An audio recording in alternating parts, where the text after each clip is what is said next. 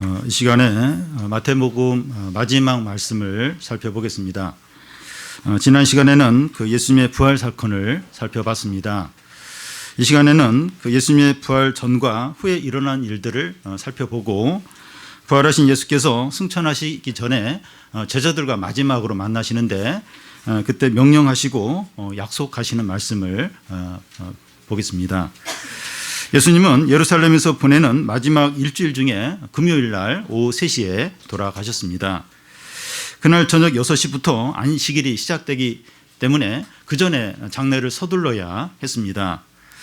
그때 아리마대 요셉이라는 사람이 나타나서 예수님의 시신을 자기가 거두어서 자기의 무덤에 장례를 치릅니다. 그 다음 날은 요일로 따지면 토요일인데 대제사장과 바리새인들이 빌라도 총독에게 찾아가서 예수의 무덤을 군인들로 하여금 지키게 해달라고 요청합니다. 예수가 살아있을 때 자기가 죽은 지 3일 만에 다시 살아나리라고 그런 말을 했는데 제자들이 예수의 시체를 훔쳐가고 나서 예수가 부활했다 이렇게 그 소문을 퍼뜨릴지 모른다는 겁니다. 그래서 빌라도 총독은 허락을 해 주어서 예수의 무덤을 큰 돌로 그 입구를 막고 빌라도 총독의 이름으로 임봉을 하고 로마 군인들이 지키게 됩니다. 그런데 예수님이 죽으신 지 3일째 되는 날 새벽에 여인들이 예수님의 그 시신에 기름을 바르러 무덤가에 가게 되는데 지진이 일어나고 천사들이 하늘에서 내려와서 그 돌을 입구를 막고 있는 돌을 굴리고 또 군인들은 너무 놀라서 두려워 떨면서 죽은 자처럼 이렇게 넋을 잃고 있었습니다. 천사들이 여인에게 이제 하는 말이 예수님은 전에 말씀하신 대로 살아나셨다는 겁니다. 그 사실을 제자들에게 알리고 전에 예수님이 말씀하신 대로 갈릴리에서 만나자고 했는데 그 말을 전하라고 합니다. 여인들은 이 소식을 전하러 제자들에게 가는 도중에 부활하신 예수님을 이렇게 만나게 됩니다. 그런 후에 여인들은 다시 이제 제자들에게 달려가고 로마 군인들은 대제사장에게 달려가서 이 모든 사실을 말하게 됩니다. 그러자 종교 지도자들은 회의를 한 후에 군인들에게 돈을 많이 주어서 그들이 잘 때 제자들이 와서 예수의 그 시체를 훔쳐갔다 이렇게 소문을 퍼뜨리도록 그렇게 말합니다. 로마 군인들은 시키는 대로 했고 지금까지 많은 유대인들이 그런 줄로 알고 있어요. 제자들이 예수의 시체를 이제 훔쳐갔다 이런 식으로 알고 있습니다. 부활하신 예수님과 제자들은 갈릴리에 있는 한 산에서 만나십니다. 예수님은 그곳에서 위대한 선언을 하시는데 하늘과 땅의 모든 권세를 아버지가 내게 주셨다 이렇게 말하면서 위대한 명령을 이제 이어서 하시는데 너희는 가서 모든 민족을 제자로 삼고 아버지 아들과 성령 이름으로 세례를 주고 내가 너에게 분부한 모든 것을 가르쳐 지키게 하라고 말합니다. 그러면서 이제 위대한 약속을 이제 하시는데 내가 세상 끝날까지 너희와 항상 함께할 거다 이렇게 하십니다. 이러면서 마태복음이 끝이 납니다. 그럼 먼저 그 예수님의 부활 전에 그 일어난 일을 간단히 살펴보겠습니다. 예수님의 장례 치르는 것과 이제 군인들이 무덤을 지키는 이야기입니다. 57절에서 60절까지 27장 57절에서 60절까지 한 절씩 교대로 읽겠습니다. 저물었을 때 아리마대 부자 요셉이라 하는 사람이 왔으니 그도 예수의 제자라.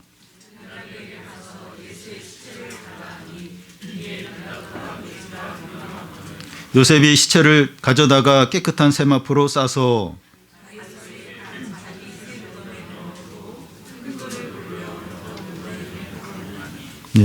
그때 제자들은 다 도망가고 아무도 그곳에 없었습니다. 예수께서 십자가에 달려 죽었기 때문에 이 장례를 치러야 되는데 어느 누구도 나서서 장례를 치르려고 하는 사람이 없었습니다. 그 당시 상황에서 누가 나서서 이제 예수님의 시신을 거두어서 장례를 치르려고 하면 예수님과 엮어지게 돼요. 엮어지게 되면 그 사람은 공격을 당하고 조롱을 당하고 큰 불이익을 당할 수 있는 상황이었습니다. 그때 아리마대 요셉이라는 사람이 나타났어요. 이 사복음서에 보면 그에 대한 설명이 나오는데 이 존경받는 사내들인 공회원이고 또 하나님 나라를 바라보는 자이고 종교 지도자들이 예수님을 이제 해치려고 그런 음모를 꾸밀 때 거기에 함께 동참을 하지 않은 자이고 부자이고 유대인 사람들이 두려워서 예수님을 믿으면서도 이렇게 그걸 숨기고 있는 제자라고 말합니다. 아리마다 요셉은 빌라도 총독에게 나가서 예수의 시신을 자기에게 달라고 하면서 그 자기의 무덤에 장례를 치릅니다. 그 당시 무덤은 이제 이렇게 바위에 이제 굴을 파가지고 그렇게 만드는 무덤인데, 그러니까 이 요셉이 자기의 새 무덤에 이제 이렇게 그 예수님을 장례를 치렀다고 하는데, 최근에 지은 무덤이라는 것이 아니라 아무도 이제 한 번도 장례를 치르지 않은 그 무덤에 이제 예수님을 이렇게 장례를 치른 겁니다. 예수님의 시신이 부자인 그 요셉의 무덤에 이제 장례가 치러졌다 하는데, 이것은 이사야서 53장 9절을 성취하는 겁니다. 그의 무덤은 악인들과 함께 있었으며 그가 죽은 후에 부자와 함께 있었다 하는 이 말씀을 성취한 겁니다. 여러분, 유명하거나 사회적인 높은 지위에 있는 사람들은 이 명예나 이 평판에 대해서 아주 민감합니다. 자기 명예에 누가 되는, 해가 되는 그런 어떤 일은 큰 돈을 써서라도 막으려고 합니다. 아리마대 요셉은 공회원이에요. 오늘날로 말하면 국회의원에 해당하는 그런 사람이고 부자예요. 아주 존경을 받는 인물이었습니다. 그래서 그는 그동안 예수님을 믿으면서도 자기 명예 때문에 그걸 숨기고 이렇게 이제 지냈습니다. 그런데 예수께서 십자가에 달려 죽으셨을 때 제자들도 두려워서 다 어디 숨어버렸고, 그런 상황에서 그는 이제 빌라도 총독에게 가서 예수의 시신을 자기에게 달라고 해서 그 예수님의 장례를 치르는 겁니다. 이런 행동은 자기가 예수의 제자다 하는 것을 공개적으로 드러내는 행동입니다. 이제 그는 예수님과 엮어지게 돼요. 엮어지면서 존경과 명예는 추락이 되고 큰 불이익을 당할 수도 있는 겁니다. 그런데 그는 그것을 각오하고 그런 상황에서 예수의 제자로서 당당하게, 담대하게 행동하고 있는 겁니다. 예수님을 믿는 모든 사람들은 예수님의 제자라고 할 수가 있습니다. 좀 더 믿음이 좋을 수도 있고 또 믿음이 약할 수도 있는데, 예수님을 믿는 모든 사람은 예수님의 제자입니다. 그런데 예수님의 제자들 가운데 적극적으로 자신의 믿음을 나타내는 사람이 있는가 하면 그걸 숨기고 있는 사람이 있습니다. 남들이 다 알아요. 저 사람 예수님 믿고 또 뭐 믿음도 좋고 뭐 그걸 이제 다 이렇게 드러내는 그런 제자가 있는가 하면 숨기고 있는 이렇게 저 사람이 예수님 믿는지 이렇게 모르게 숨기고 있는 그런 제자도 있다는 겁니다. 예수님을 믿지만 학교나 직장이나 사람들 사이에서 자기가 예수님을 믿는다는 것을 숨기는 거예요. 숨기는 거예요. 그래서 그런 숨은 제자들이 있습니다. 근데 중요한 것은 그 숨은 제자라도 손해와 이 희생을 각오하고 제자의 삶을 드러낼 때가 있다는 거예요. 드러내야 할 때가 있다는 겁니다. 그 사람이 뭐 예수님 안 믿고 제자가 아니면 모르는데 분명히 예수님 믿는 그런 신자라면 희생과 손해를 각오하고라도 이렇게 드러낼 때가 있다는 거예요. 제자라면 그렇게 한다는 겁니다. 오히려 이 숨은 제자가 아리마대 요셉처럼 결정적일 때 제자답게 이제 행하는 겁니다. 그러니까 다 이렇게 평상시에는 믿음이 있고 이걸 다 내는 그런 드러낸 제자들이 있는데 결정적일 때는 그 사람들 싹 숨어버려요. 막 이렇게 겁을 내면서. 근데 그동안 그 예수님 제자인 걸 드러내지 않는 숨어 있는 그런 제자가 그런 남들이 다 이렇게 다른 믿는 사람들이 위축되고 막 이렇게 숨고 그럴 때 딱 드러내면서 제자답게 이렇게 행할 때가 있다는 겁니다. 우리는 여러 가지 이유로 숨은 제자로 지금 지내고 있는지 모르겠습니다. 저도 보면 이렇게 숨은 제자로 그동안 지낸 것 같아요. 저희 산집에, 저희가 사는 집에도 오랫동안 살았는데 이렇게 뭐 예수 믿는 이런 걸 이제 이렇게 드러낸 적이 없어요. 근데 뭐 알고 있습니다. 제가 목사인 거 얘기 안 했지만 알고 있고. 그리고 제가 미용실에 수년 동안 이렇게 간 그 단골 미용실이 있는데 저도 한 번도 제가 예수 믿는 거 이런 거 안 나타냈어요. 근데 얼마 전에 교회가 어디시냐고 물어보더라고요. 깜짝 놀랐어요. 얘기한 적이 없는데 제가 목사님 어떻게 그래서 막 그때 좀 설명을 해주는데 저는 그동안 이렇게 약간 숨은 제자로서 이렇게 안 나타내려고 그렇게 이제 지냈습니다. 그런데 요즘처럼 영적으로 어둡고 믿음이 약한 그런 때에 우리가 제자임을 드러내며 살아야 할 때가 아닌가 생각이 듭니다. 그러니까 믿는 사람들이, 제대로 믿는 사람들이 별로 없고 믿음의 삶을 손해보면서 그런 사람이 너무 드문 거예요. 옛날에는 진짜 무식하게 막 직장에서 막 신앙 때문에 막 이렇게 손해도 보고 욕도 먹는 사람이 있었는데 요즘에는 점점 없어요. 너무 세련되게 다 이렇게 믿음을 안 나타내고 또 믿음대로 살지도 않고 이제 이런 시대가 지금 이런 시대인데 지금 이런 시대에 우리가 그동안 숨은 제자로 살아왔더라도 이제는 제자답게 좀 드러내고 또 믿음으로 살아야 될 때가 아닌가 생각이 듭니다. 예수님의 이 부활이 있기 전에 일어난 다른 한 가지 일은 유대 종교 지도자들이 이제 빌라도를 찾아가서 예수의 무덤을 군인들로 하여금 지키게 해달라고 그렇게 이제 요청을 한 겁니다. 62절에서 66절까지 한 절씩 교대로 읽겠습니다. 그 이튿날 준비일 다음 날이라 대제사장들과 바리새인들이 함께 빌라도에게 모여 이르되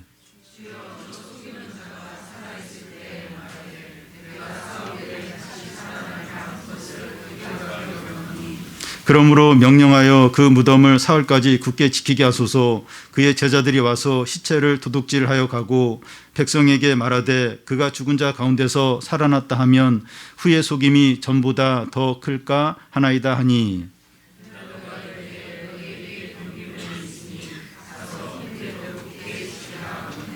그들이 경비병과 함께 가서 돌을 임봉하고 무덤을 굳게 지키니라.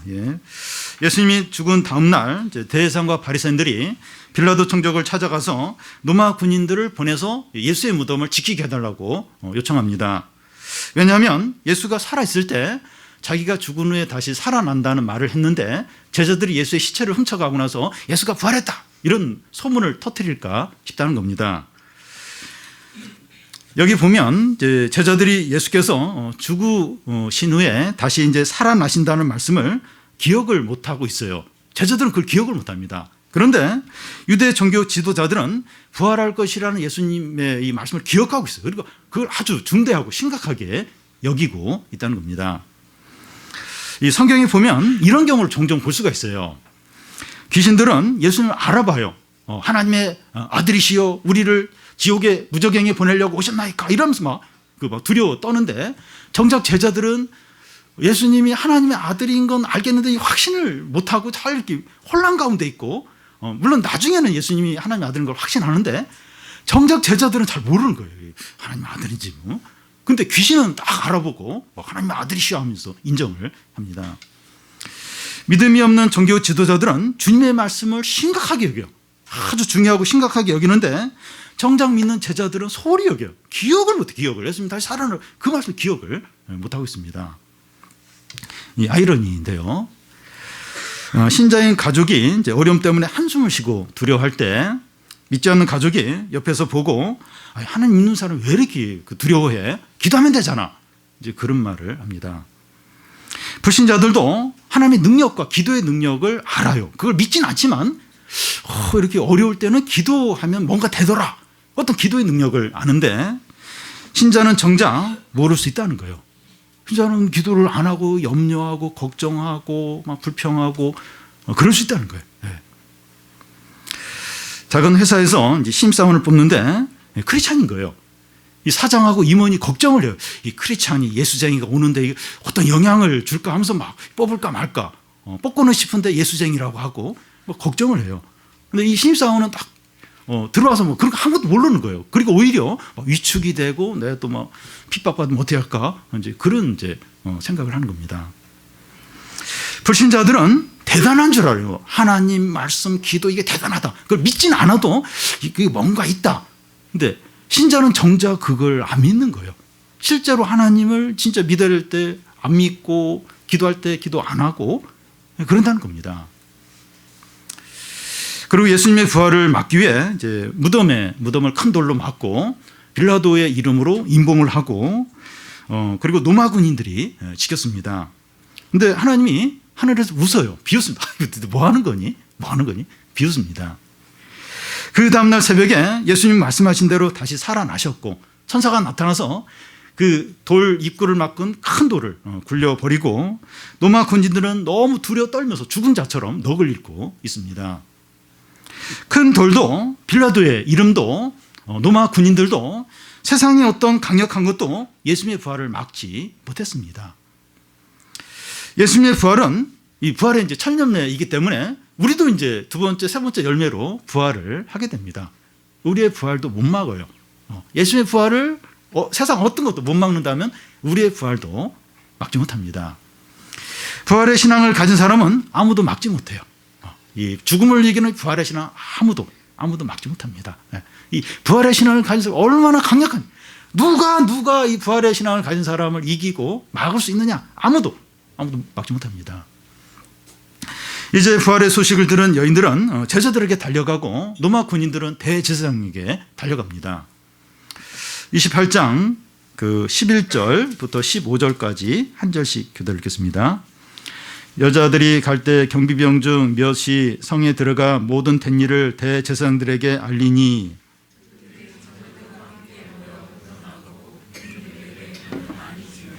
이르되 너희는 말하기를 그의 제자들이 밤에 와서 우리가 잘 때 그를 도둑질하여 갔다 하라.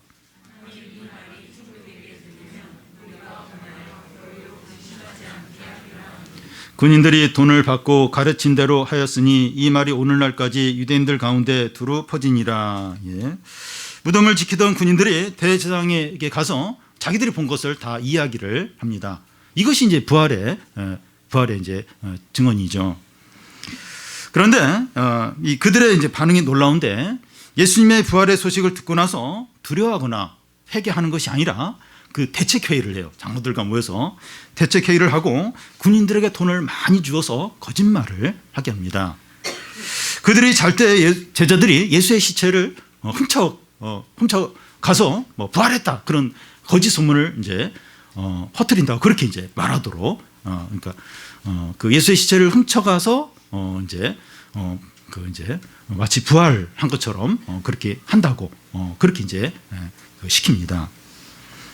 이 소문이 진짜인지 한번 생각을 해 보겠는데요. 그러니까 예수님이 부활했든지 아니면 그 제자들이 훔쳐가서 이제 부활했다 하든 둘 중에 하나예요. 그래서 지금 이런 소문을 많은 유대인들이 그렇게 믿고 있는데 이게 진짜인지 한번 생각을 한번 해보면 좋겠는데요. 로마 군인들이 10명이서 이 무덤을 지켰다고 한번 이제 생각해 보면 10명이 다 자다가 깨어 보니까 무덤을 막고 있던 그 돌이 굴러갔고 예수의 시체가 없어진 겁니다. 그러면 그 자는 중에 이제 그런 일이 일어났는데 제자들이 훔쳐갔다가 어떻게 단정을 지을 수 있겠습니까? 다른 한 가정을 또 생각해 보면 10명 중에서 한 사람이 깨어 있었어요. 깨어 있다가 그 제자들이 그 예수의 시체를 훔쳐가는 걸 봤어요. 그러면 가만히 있겠습니까? 소리를 지르면서 다른 군인들을 깨웠죠. 그러면서 이제 제자들을 체포하든지 그렇게 못하도록 막았을 겁니다.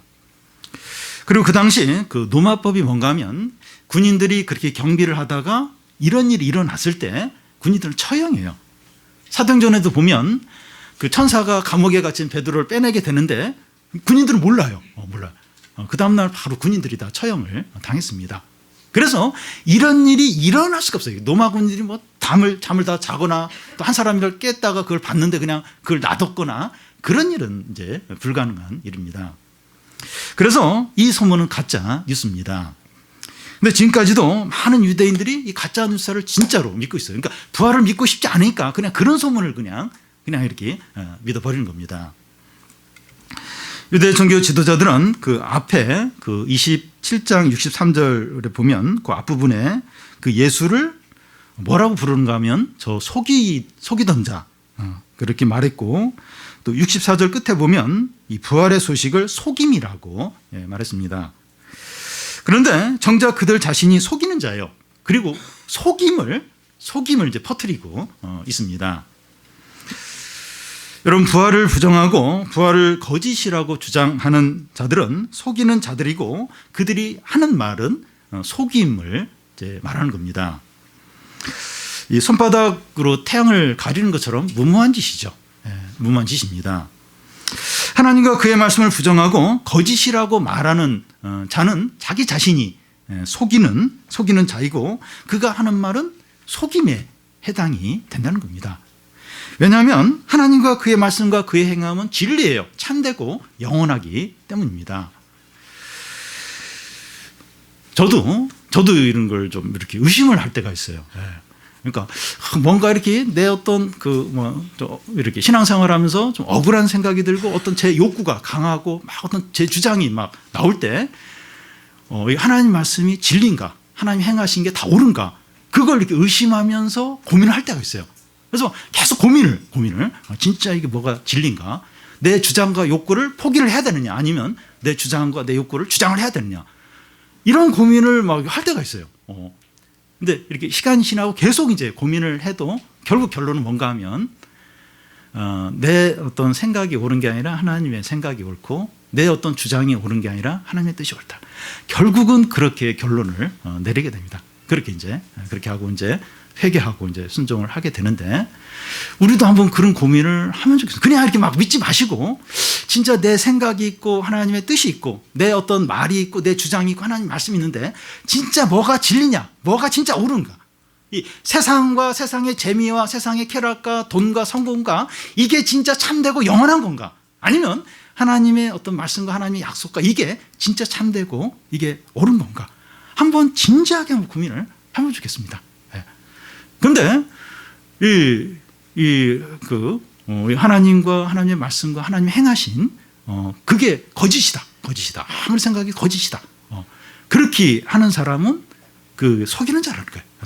물론 본인에게는 정직할지 몰라도 그 진리와 참된 그것을 아니라고 하고 거짓이라고 하고 그 사람은 속이는 자이고, 그리고 그 사람이 하는 말은 속임에 해당이 된다는 겁니다. 오히려 유대 종교 지도자들과 그들에게 뇌물을 받은 로마 군인들은 그 예수님의 부활을 가짜인 것으로 소문을 냈지만, 이런 시도마저 예수님의 부활에 대한 간접적인 증거가 된다는 겁니다. 지금 이제 예수님 부활에 대해서 하고 또 막 그 거짓 소문을 퍼뜨리는데, 이 거짓 소문이 이 예수님의 부활을 오히려 간접적으로 증언을 이제 한다는 겁니다. 한번 생각을 해보세요. 진짜 부활을 했는가? 한번 여기 보십시오. 여기 기록이 나와 있는데 진짜 이 제자들이 이 시체를 훔쳐가고선 거짓 소문을 퍼뜨린 건가? 아니면 진짜 예수님이 부활한 건가? 한번 생각을 해보세요. 많은 학자들이, 똑똑한 사람들이 예수님의 부활을 인정하고 싶지 않아서 그 예수님에 대한 어떤 증언들, 기록들을 세밀하게 조사를 하는 조사를. 근데 대부분이 예수님의 이 기록들, 증언들이, 부활에 대한 증언들이 참되다, 옳다, 이런 결론들을 대부분 내렸습니다. 그러니까 믿지 않는 사람들이 이렇게 조사를 했는데, 한번 우리가 한번 생각해보세요. 이렇게 기록이 나와 있는데 진짜 둘 중에서 하나예요. 예수님이 부활했든지 아니면 제자들이 훔치고 나서 부활했다 거짓말을 한 거예요. 둘 중에 하나예요. 한번 생각을 해보세요. 뭐가 참되고 옳은지. 그런데 이 부활을 부정하고 하나님을 부정하고 하나님 말씀 부정하고 하나님 행하신 일이 다 거짓이다, 그렇게 말을 하는 사람은 그 사람이 속이는 자라는 거예요. 그리고 속임을 말하는 것이 된다는 겁니다. 마지막으로 부활하신 예수님과 제자들이 갈릴리 한산에서 이제 만납니다. 16절 17절을 보면, 열한 제자가 갈릴리에 가서 예수께서 지시하신 산에 이르러 예수를 배웠고 경배하나 아직도 의심하는 사람들이 있더라. 이 가룟 유다를 빼고 11 제자들이 예수님을 만나는데 대부분이 예수님을 보고 경배를 하는데 일부 제자들이 의심을 하는 겁니다. 여기 의심한다 하는 헬라어 단어는 완전한 어떤 불신을 의미하는 것이 아니라 혼란스러워하고 망설이고 확신하지 못하는 것을 말합니다. 믿음이 적다 하는 표현이 맞습니다. 부활을 믿는 게 쉽지 않아요. 그러니까 부활하신 예수님 보면서도 의심을 한다는 거예요. 그러니까 이게 부활을 믿는 게 이게 쉽지가 않은 겁니다. 제자 중에서 의심하는 자가 있다는 기록을 볼 때 이 성경이 부활에 대해서 얼마나 사실 그대로 기록하고 있는가 하는 것을 알 수가 있습니다. 여러분, 부활이 조작이 됐다면 이런 말 안 넣죠. 어떻게 부활하신 예수님을 보면서 의심을 했다, 이런 표현을 그대로 넣을 수 있겠습니까? 근데 성경 그대로 이 부활에 대한 어떤 객관적인 사실을 그대로 이렇게 기록을 하고 있습니다. 이 부활이 참되다는 거죠. 진실되다는 거죠. 부활하신 예수님은 승천하시기 전 제자들과 마지막 만나는 자리에서 세 가지를 말씀합니다. 위대한 선언과 위대한 명령과 위대한 약속을 하십니다. 먼저 그 위대한 그 선언을 살펴보면 18절을 같이 한번 읽겠습니다. 예수께서 나와 말씀하여 이르시되 하늘과 땅의 모든 권세를 내게 주셨으니, 18절 끝에 주셨으니 하는데 헬라어 성경에 보면 이 주셨다라는 단어가 문장 제일 앞에 나와서 강조를 하고 있습니다. 이 주셨다고 하는 것은 이제 수여했다는 것인데 수동태로 되어 있습니다. 영어 성경이 봐도 수동태로 되어 있는데, 하나님 아버지가 하늘과 땅의 모든 권세를 아들인 나에게 주셨다는 거예요.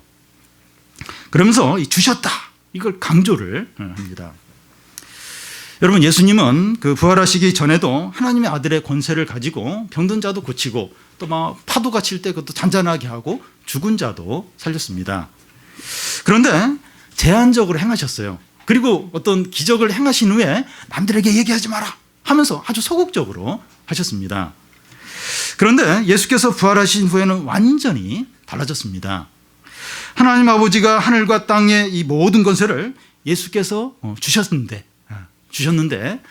이것이 이제 성경의 다른 곳에서도 이렇게 기록이 되어 있습니다. 이런 부분이 반복해서 강조가 되어 있는데, 몇 곳을 보면 다니엘서 7장 그 14절에 그에게 권세와 영광과 나라를 주고 모든 백성과 나라들과 다른 언어를 말하는 모든 자들이 그를 섬기게 하였으니 그의 권세는 소멸되지 아니하는 영원한 권세요 그의 나라는 멸망하지 아니할 거라는 겁니다.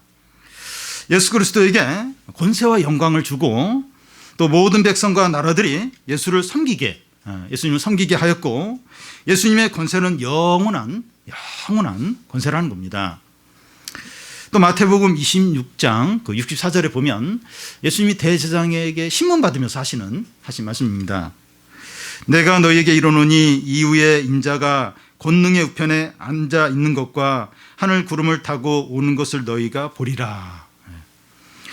인자는 예수님을 가리키는데, 여기 예수 그리스도가 권능의 우편에 앉는 것을 너희가 보리라 하는데, 권능의 우편은 하나님 보좌 우편을 가리키고 그 자리는 온 세상 만물을 다스리는 그 자리입니다. 보좌죠, 보좌. 거기에 앉는 것을 너희가 보리라 이렇게 하십니다. 빌립보서 2장 9절에서 11절까지도 보면 하나님이 그를 지극히 높여 모든 이름 위에 뛰어난 이름을 주사 하늘에 있는 자들과 땅에 있는 자들과 땅의 아래에 있는 자들로 모든 무릎을 예수의 이름에 꿇게 하시고 모든 입으로 예수 그리스도를 주라 시인하여 하나님 아버지께 영광을 돌리게 하셨다 이렇게 하는데, 하나님 아버지께서 아들을 이렇게 높인 거예요. 모든 이름 위에 뛰어나게 하시고 모든 무릎이 그 앞에 무릎을 꿇도록 이 아들을 지극히 높이셨다는 겁니다. 한 곳만 더 보면 에베소서 1장 20절에서 22절까지인데요.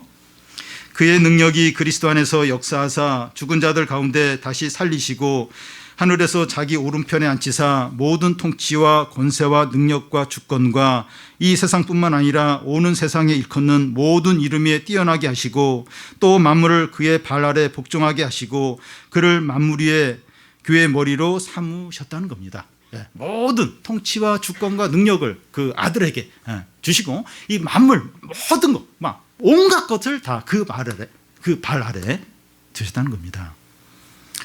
이것을 한마디로 요약하면 하나님 아버지께서 부활하신 예수님을 하늘 보좌 우편에 앉히시고 모든 권세와 영광과 능력을 주셔서 온 하늘과 온 땅과 온 우주를 다스리고 주관하고 심판하게 하셨다는 겁니다.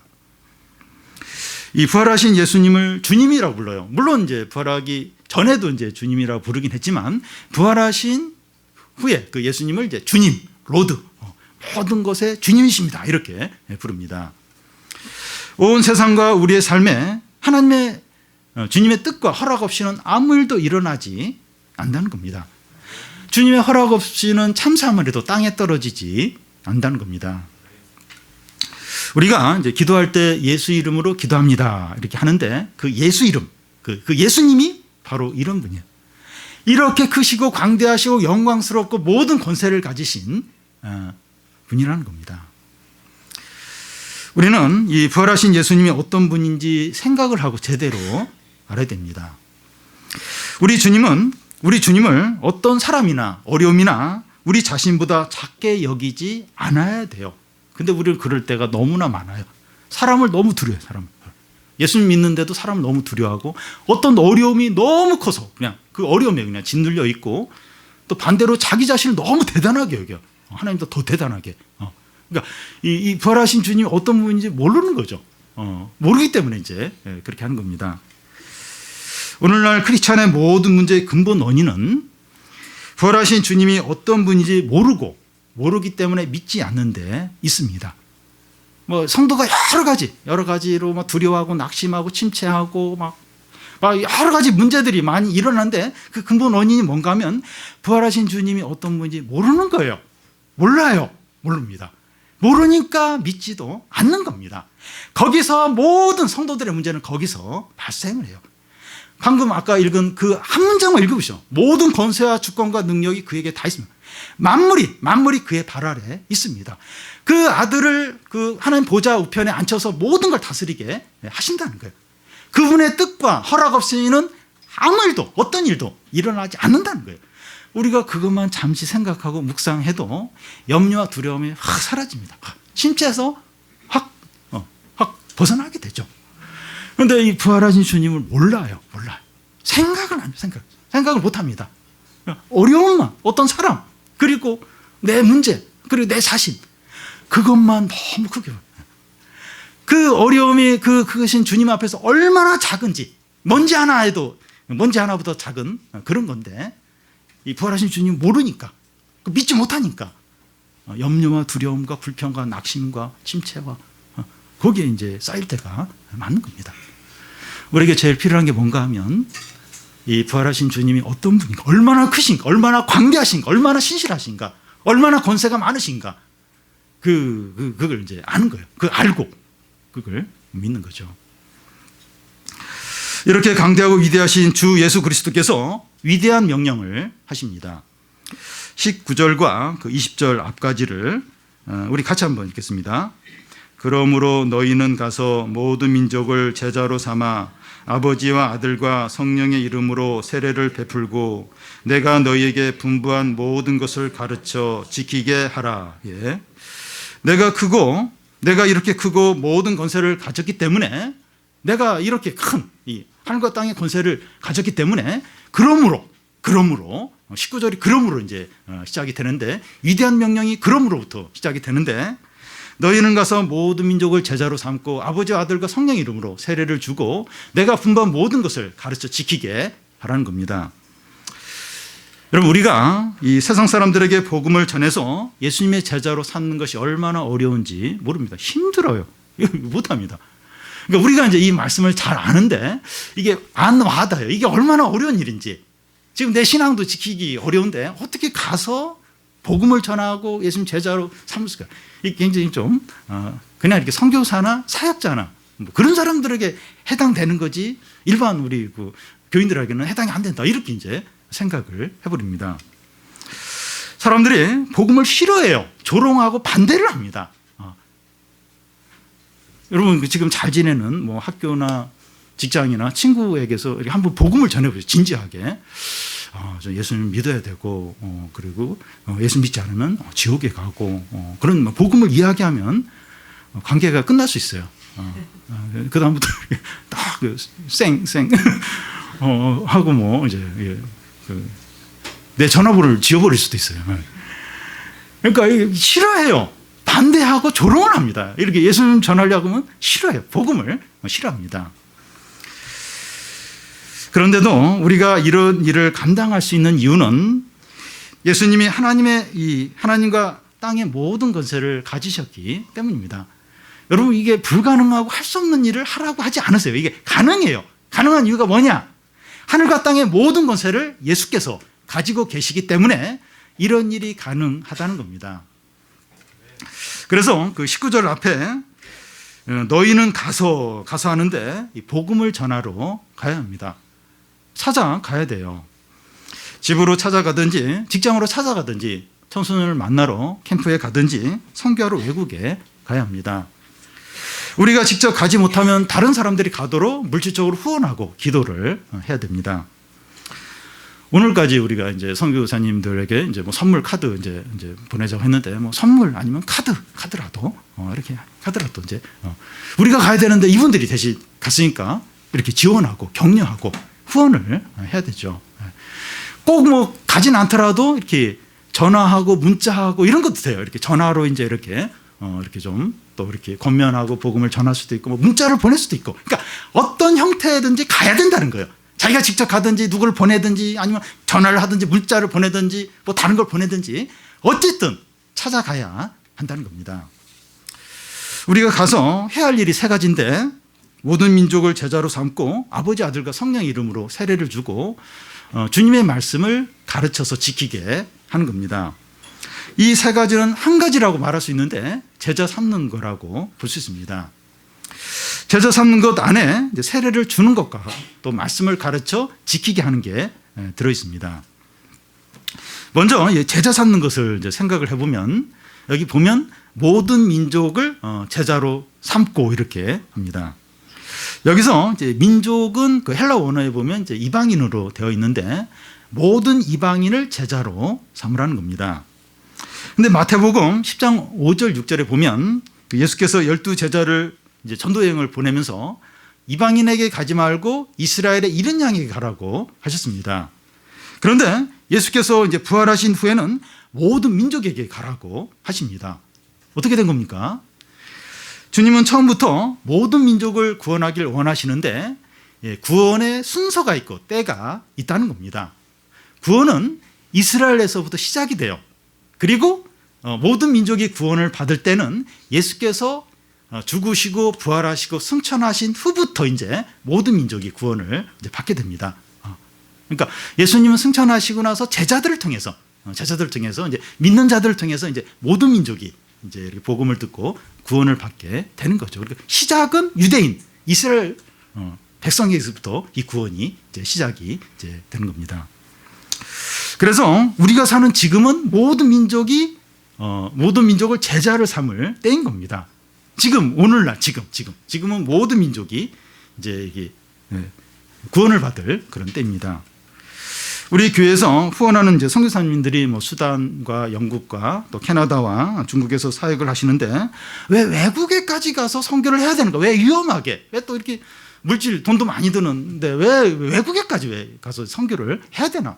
한국에도 지금 믿지 않는 사람들이 많고 가족 중에도 믿지 않는 사람 많은데 꼭 왜 외국에까지 가서 구원을 복음을 전해야 되나? 우리 교회가 1년에 2번 청소년 캠프를 하는데 왜 우리 교회 청소년도 아닌데 다른 교회 애들까지 뭐 힘들게 하면서 캠프를 하느냐? 왜 섬기느냐? 모든 민족에게 복음을 전하고 모든 민족을 이 제자를 삼아야 하기 때문입니다. 그럼에도 우리 교회는 좀 더 이제 범위를 이제 넓혀서 이 제자 삼는 일을 해야 하지 않나 생각이 됩니다. 담임 목사인 제가 좀 좁아요. 소극적입니다. 사람들 잘 안 만나고 좁아요. 그러니까 우리 교회도 좀 좁은 것 같아요. 좀. 근데 이제는 좀 더 이렇게 넓혀야 되지 않나 싶어요. 넓혀야 되죠. 좀 더 넓혀서 다양한 사람들이 복음을 듣고 하는 게 나와야 되지 않나. 이제 그렇게 해야 된다고 생각이 됩니다. 또 저도 이제 숨은 제자로 이렇게 좀 살았는데 이 말씀 이후로 좀 이렇게 좀 드러나는 제자로 살려고요. 더 드러나는 제자로 살고, 그리고 또 교회가 좀 더 넓어지고, 그래서 다양한 사람들이 복음을 듣도록 찾아가고 권하고, 그래서 우리가 좀 같이 우리 숨은 제자인 우리들 또 이제 좀 드러내고 좀 더 이렇게 모든 민족을 이제 제자 삼으라고 했는데 사실 좀 너무 이제 좁아요. 제가 좁고 우리 교회가 좁고 우리 교인들도 좀 이렇게 좁은 편인데 이제 좀 넓혀서. 그러니까 막 아무나 이렇게 와서 다 이렇게 어쨌든 막 교인 수가 늘어나면 좋겠다. 그게 전혀 아니고 이렇게 그 사람들 이렇게 뭐랄까 더 넓혀서 사람들에게 복음을 전하자는 거예요. 그래서 예수님 믿도록 구원받도록 그렇게 해야 된다고 생각됩니다. 이 제자 삼는 것의 한 부분이 이제 세례를 주는 거라고 했습니다. 19절 중간을 보면 아버지와 아들과 성령의 이름으로 세례를 베푸는 겁니다. 한 달 전쯤에 우리 교회 이제 나이 드신 두 분이 세례를 이제 받으셨는데, 세례는 예수님을 믿는다고 고백하는 사람에게 주게 됩니다. 그래서 세례는 예수님을 믿는다는 표시이고 도장 찍는 것과 같습니다. 그러면 이 세례는 어떤 의미가 있습니까? 어떤 의미가 있을까요? 지난번 세례를 줄 때 기억나는지 모르시겠지만, 믿음의 아들 누구, 내가 성부와 성자의 성령의 이름으로 세례를 주노라 했습니다. 19절에 나온 거 똑같이 그래 했습니다. 여기서 세례를 줄 때 세 분의 이름으로 주니까 이름이 복수가 되어야 하지 않느냐 싶은데, 헬라어 성경에 보면 단수로 되어 있고 영어 성경에도 보면 단수로 되어 있습니다. 세 하나님이지만 본질은 같다는 거예요. 본질은 딱 하나라는 겁니다. 여기서 중요한 것이 아버지와 아들과 성령의 이름으로 할 때 이름으로, 의로라는 요 전치사인데, 그 헬라어고 전치사 그 뜻이 속으로, 영어 성경에 보면 인투의 어떤 그런 의미가 있습니다. 그래서 헬라 성경에 충실하게 해석을 하면 아버지와 아들과 성령의 이름 속으로 세례를 주노라, 이렇게 할 수 있습니다. 아버지와 아들과 성령의 이름 속으로 세례를 주노라. 그렇습니다. 이게 어떤 의미인가 하면 하나님 아버지와 예수 그리스도와 성령의 관계 안에 깊숙이 들어가는 겁니다. 세 분의 하나님을 깊이 경험하고 세 분의 하나님과 전적으로 연합하고 헌신하고 순종하는 것을 의미합니다. 그러니까 세례 받을 때만 이런 의미가 있는 게 아니라 세례 받은 후에도 지속적으로 영원히 새 하나님에게 그 관계에 깊숙이 들어가고 그분께 전적으로 헌신하고 순종하는 어떤 연합된 그런 관계에서 끝까지 가는 거예요. 세례 받을 때뿐만 아니라 끝까지 그 주님과 그런 연합된 관계에서 있는 겁니다. 결혼하는 것보다 훨씬 더 강하고 훨씬 더 완전하고 영원한 관계로 들어가는 겁니다. 그러니까 담임 목사 이름이나 교회 이름으로 세례를 주는 것이 아니라 아버지와 아들과 성령의 이름 속으로 들어가는 거기 때문에 완전하고 영원하고 참된 그런 관계로 들어가는 겁니다. 모든 민족에게 가서 세례를 주라고 하는데, 우리가 다 가서 세례를 주라는 그런 의미가 아니라 우리가 사람들을 찾아가서 복음을 전해서 예수님 믿게 하는 겁니다. 이건 누구나 할 수가 있어요. 그래서 그 사람이 예수님을 믿으면 어떤 목사에게라도 그냥 세례를 받으면 되는 겁니다. 그래서 가서 이제 복음을 전하는 거죠. 어디 안 가도 돼요. 그냥 주위에 믿지 않는 사람들이 많습니다. 가족 중에도 있을 수 있고, 친구들, 직장, 학교 가면 믿지 않는 사람들이 세고 셌어요. 다 믿지 않는 사람이다. 그냥 전하면 되잖아. 가서 예수님 복음을 전하는 겁니다. 안 믿으면 그냥 어쩔 수 없어요. 막 목을 조르면서 막 그럴 필요도 없고 그냥 복음을 전하는 거예요. 그래서 이렇게 받아들이는 사람은 이제 받아들이고, 그렇지 않은 사람은 어쩔 수 없고, 어쨌든 전하는 거예요. 예수님을 이제 전해서 제자가 되도록 이제 하라는 겁니다.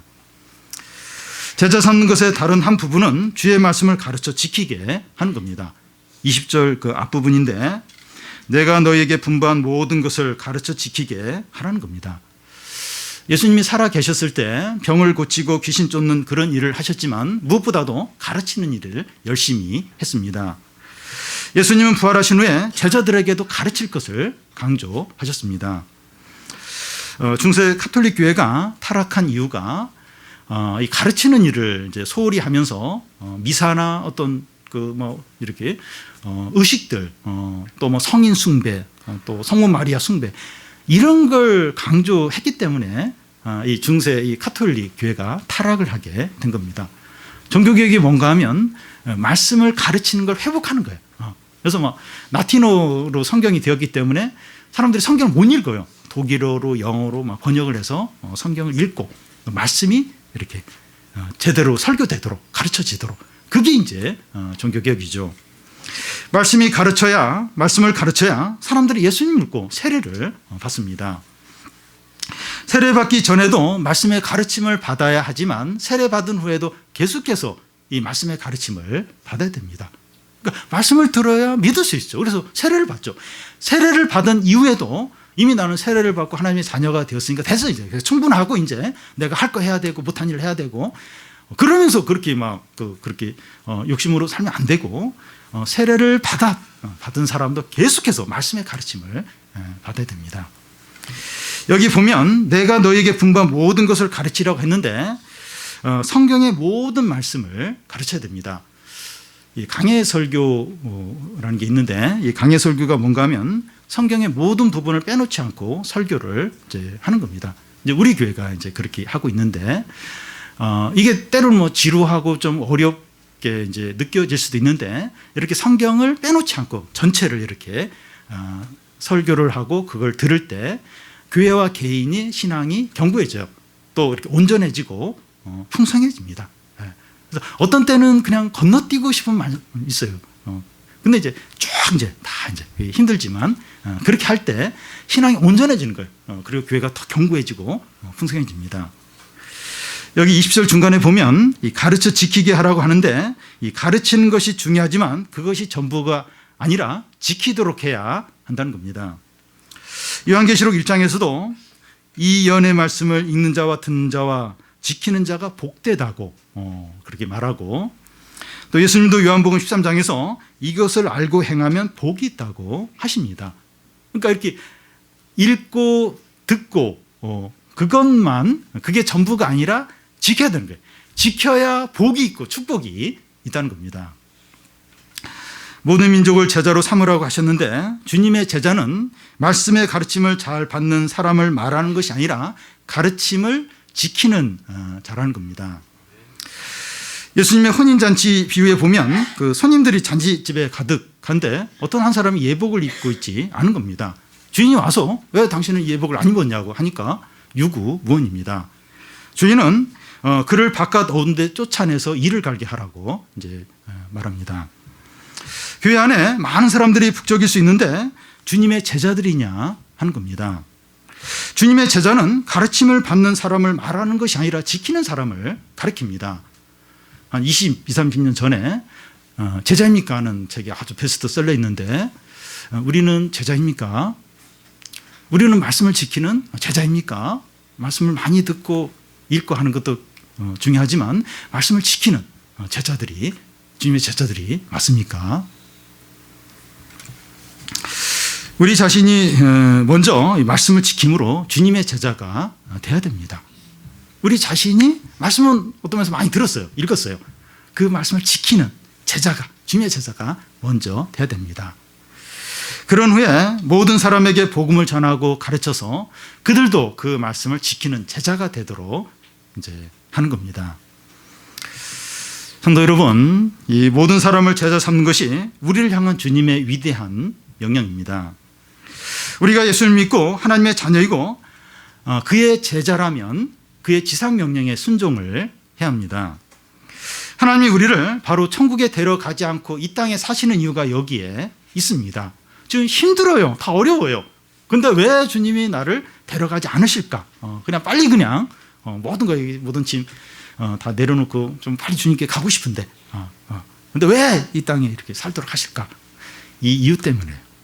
이 위대한 명령 때문에 지금 살도록 몸도 아프고 여러 가지 없는데 그래도 여기 지금 살도록 이제 하시는 겁니다. 지금 경제적으로 어렵고 병들고 학생들은 성적이 잘 안 나오고 취업도 안 되어서 힘들어 죽겠는데 왜 살아야 되는가? 그 의미를 모를 수 있어요.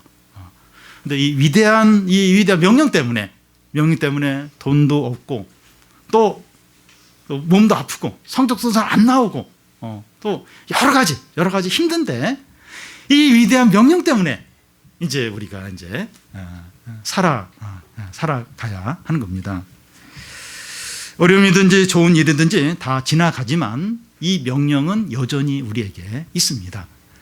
여러분 어려움이 빨리 해결이 안 돼서 너무 힘든데 지나가요. 결국은 지나갑니다. 그리고 이 좋은 일이 생겨서 너무 지금 이렇게 행복한데 그 좋은 일도 지나가요. 모든 게 다 지나갑니다. 다 지나가요. 근데 이 명령은 우리가 죽을 때까지 여전히 유효합니다. 여전히 우리에게 이 명령은 있습니다. 우리가 그리스도인이 맞다면 이 명령에서 예외되는 사람은 아무도 없습니다. 내가 그리스도인이라면 뭐 믿음이 뭐 좋을 수도 있고 또 믿음이 뭐 약할 수도 있는데 내가 그리스도인이라면 내가 예수님 믿는 자라면 이 명령에서 예외되는 사람이 아무도 없어요. 이런 명령은 사역자나 선교사나 우리 교회에서 믿음이 좋은 몇몇 사람 그 사람들에게만 해당되는 거지 나는 뭐 내가 뭐 제자 삼고 말씀 가르치고 나하고는 전혀 그렇지 않다는 거예요. 내가 그리스도인이 맞다. 내가 예수님 믿는 자 맞다. 그러면 이 명령에서 예외가 안 돼요. 예외가. 해야 되는 거예요. 이렇게 전하고 또 기도하고 또 뭐 이렇게 해야 되는 겁니다. 우리의 모든 상황이 어렵지만 이 위대한 명령을 감당할 수 있는 이유가 무엇입니까? 그러니까 감당할 수 있으니까 이렇게 하라고 해요. 그 감당할 수 있는 이유가 근거가 무엇입니까? 20절 중간을 우리 다 같이 읽어보겠습니다. 볼지어다 하는 건데 시작. 볼지어다 내가 세상 끝날까지 너희와 항상 함께 있으리라 하시니라. 아멘. 볼지어다 잘 보라는 거예요. 기억을 하라는 거예요. 주목을 하라는 겁니다. 이걸 잘 보고 이걸 주목하고 이것을 기억을 하라는 겁니다. 여기서 이 볼지어다 내가 하는데 내가가 아주 강조가 되고 있습니다. 내가 하는 분이 어떤 분이에요? 하늘과 땅의 모든 권세를 가지신 분이십니다. 세상과 우리의 전 삶의 영역을 다스리는 만왕의 왕이시고 만주의 주이십니다. 이분이 허락 없으면 아무 일도 일어나지 않아. 아무도 일어나지 않습니다. 내가 하는 분이 이런 분이에요. 내가 하는 분 이분입니다. 바로 이분입니다. 여기서 세상 끝날까지 하는데 주님이 재림하실 때까지를 세상 마지막 날까지를 말하고 또 너희와 항상 함께 있으리라 하는데 여기서 영원히 함께 하리라 그렇게 하지 않고 항상이라고 해요. 내가 너희와 항상 함께 하리라 이렇게 하시는데 매일 매순간 단 1초라도 너 혼자 놔두는 경우가 없다는 거예요. 한 주나 하루나 한 시간이나 단 1분이나 단 1초라도 너 혼자 그냥 방치되는 경우는 없다는 거예요. 매일 매순간 단 1초라도 내가 너와 항상 함께 있겠다는 겁니다. 그리고 함께 있으리라 하는데 주님은 육으로 함께 하는 것이 아니라 영으로 함께 합니다. 성령은 온 세상을 다스릴 뿐만 아니라 우리의 삶을 인도하고 우리 안에 계세요. 우리 속에 계세요. 그 세상을 다스리시는 우리의 삶을 인도하시는 그 성령께서 우리 안에 우리 속에 또 계십니다. 예수님은 자신이 제자들과 함께 있는 것보다 성령이 함께하는 게 훨씬 더 낫다고 하였습니다. 내가 떠나고 성령이 오면 너희는 내가 하는 일을 하고 나보다 더 큰 일을 할 것이라고 하셨습니다. 사도행전에 보면 그걸 이제 제자들을 통해서 알 수 있는데 제자들이 그 예수님과 함께 있을 때는 막 두려워하고 예수님 부인하고 막 심취에 빠지고 그랬는데 예수님이 떠나시고 성령이 그 임하자 사도행전에 보면 대제사장과 그 장로들 앞에서 막 재판을 받는데 거기 잘못하면 뭐 사형을 당할 수도 있는데 굉장히 담대한 거예요. 담대하고 막 베드로가 설교를 하니까 3,000명이 회개하고 돌아옵니다. 예수님이 설교할 때 막 3,000명이 그런 일 없었어요. 근데 베드로가 막 설교를 하는데 막 예수님이 했던 일보다 더 큰 일을 하는 거예요. 예수님이 육신적으로 함께 하지 않고 대신 성령이 이제 함께 하는데 그게 훨씬 더 강력한 거예요. 훨씬 더 능력 있고 훨씬 더 풍성하게 사는 겁니다. 성도 여러분, 우리의 현실은 너무나 어렵고 절망적일 수 있습니다. 경제적으로 어려운 분들이 많고 대학에 들어가는 것이 너무나 힘들고 또 취업도 어렵고 질병으로 고생을 하고 미래는 너무나 암담할 수 있습니다. 이런 현실 가운데서 모든 사람들을 찾아가서 제자 삼는 건 사치이고 배부른 소리 아닙니까? 지금 내 코가 석자고 지금 이렇게 바쁘고 이렇게 힘들고 피곤한데 이렇게 막 찾아가서 전도하고 또 뭐 가르치고 이건 너무 배부른 소리. 믿음이 좋은 그 사역자나 이 선교사들이나 이런 사람들은 이게 잡이니까 하는 거지. 나같이 이렇게 바쁘고 이렇게 힘들고 지금 그런 내가 뭐 누구 찾아가고 누굴 뭐 전도하고 이건 지금 너무 배부른 소리고 사치 아닌가? 이제 그런 생각이 이제 들 수 있습니다. 그런데 현실이 아무리 어려워도 주님의 명령을 감당할 수 있는 이유가 무엇입니까? 감당할 수 있다는 거예요. 그러니까 이제 이렇게 하라고 하시는데 그 이유가 근거가 뭡니까? 하늘과 땅의 모든 권세를 가지신 주님이 세상 끝날까지 우리 항상 함께 하시기 때문입니다. 주님이 함께 하시면 다른 사람들도 제자도 삼고 또 먹고 살고 대학도 갈 수 있을까요? 주님이 함께 하시면 진짜 이렇게 믿음도 지키고 하나님 뜻도 행하고 제자도 삼고 또 학생들은 대학도 다 가고 취업도 하고 먹고 살고 이게 다 가능할까요? 가능하다는 거예요. 가능할 뿐만 아니라 그 이상도 한다는 거예요. 사랑하는 성도 여러분, 예수님은 죽음에서 부활을 하셨습니다. 그의 무덤은 빈 무덤이었습니다. 만약에 예수의 시신이 거기에 있고 뼈가 거기에 있고 그래서 그렇다면 이야기가 확 달라져요. 우리가 믿는 거 아무 소용이 없게 됩니다. 근데 예수님의 무덤은 비었고 예수님 부활을 하셨습니다.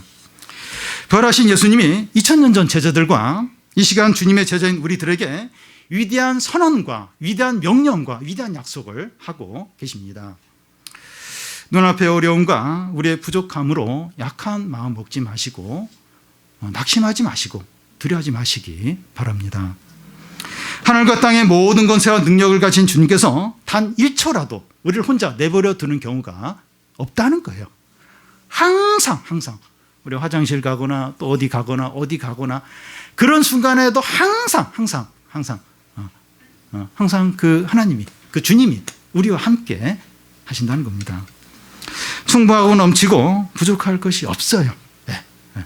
아유, 믿음만 지켰으면 좋겠는데, 그리고 이게 뭐 요것만 좀 잘 됐으면 좋겠는데, 그 정도가 아니라 충분하다, 넘친다, 넘치. 부족함이 하나도 없다는 거예요. 하늘과 땅의 권세를 가지신 주님이 우리와 함께 하시고, 우리를 지켜주시고, 피로를 채워주시고, 인도하시고, 우리 위해서 싸워주신다는 겁니다. 하늘 보좌에 앉으셔서 모든 걸 다스리는, 허락하지 않으면 참새 한 마리 땅에 떨어지지 않게 하시는 모든 걸 주관하고 다스리시고 심판하시는 그 권능의 주님이 단 1초도 우리 혼자 내버려 두지 않고 함께하면서 인도하고 지켜주고 싸우고 우리 위해서 싸우고 도와주신다는 겁니다. 그거 할 수 있을까? 내 믿음 지킬 수 있을까? 이렇게 전도할 수 있을까? 그리고 공부 이게 해야 되는데 또 이거 뭐 해야 되는데 지금 돈 떨어졌는데 지금 내가 이런 상황에 예배 드리러 가고 기도하고 성경 읽을 그런 상황인가? 지금 막 빨리 지금 이걸 위해서 모든 시간과 힘을 써야 되지 않을까? 그렇지 않다는 거예요. 하늘과 땅의 권세를 가진 주님이 항상 함께 하는데 아무런 부족함이 없고 넘친다는 넘치. 그거 해야 될 거 다 감당할 뿐만 아니라 그 이상의 더 많은 것도 엄청나게 하시다는 거예요. 그러니까 내 힘으로는 안 되죠. 내 능력으로 안 되죠.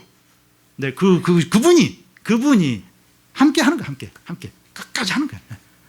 성령으로 함께 하는 겁니다. 내 안에 그 성령이 계시는 거예요. 두려워하지 말라는 겁니다. 누가 무엇이 어떤 세력이 하나님의 강력한 도를 뚫고 우리를 해치고 빼앗겠습니까? 그 강력한 그 하나님의 그 보호를 뚫고 들어와 가지고 우리를 막 다 망가뜨리고 빼앗아가고 그게 가능하겠습니까? 현재 우리의 고난과 어려움은 하나님의 은혜 가운데서 하나님의 손바닥 안에서 이루어지고 있는 겁니다. 하나님 어떻게 미처 못해서 어떤 어려움이 생기고 고난이 오고 누가 나를 괴롭히고 그런 일은 없다는 거예요. 하나님 은혜와 손 안에서 이런 어려움 저런 어려움 또 뭐 이런 말도 듣기도 하고 또 이런 어떤 고통도 있는 것이죠. 주님 은혜 안에서 주님 손바닥 안에서 다 이루어진다는 것을 아십니까? 볼지어다 잘 보고 기억하고 주목을 하라는 겁니다. 잘 보고 기억하고 주목을 하라는 겁니다.